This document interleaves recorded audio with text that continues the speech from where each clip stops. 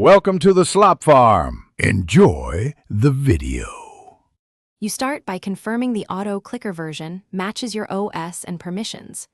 Run the installer as administrator or extract the portable build. This prevents permission blocks. Once done, back up the config file or export settings so you can restore defaults. Make sure antivirus won't quarantine files by temporarily allowing the app in security settings.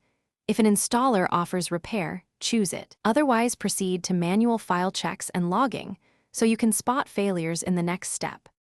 You now dig into logs and dependencies to find the root cause. Open the app log, look for missing DLLs or permission errors, install any runtime libraries it requests.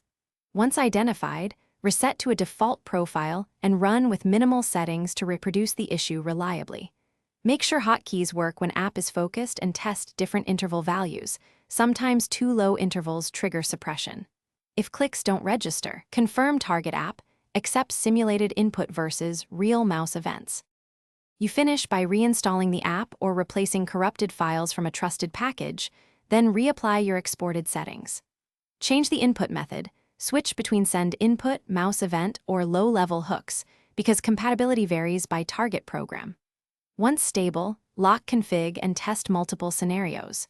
If problems persist, perform a clean boot to rule out background conflicts like overlays, macro tools, or security software. That single troubleshooting step often reveals the interfering process, so you can disable or configure it.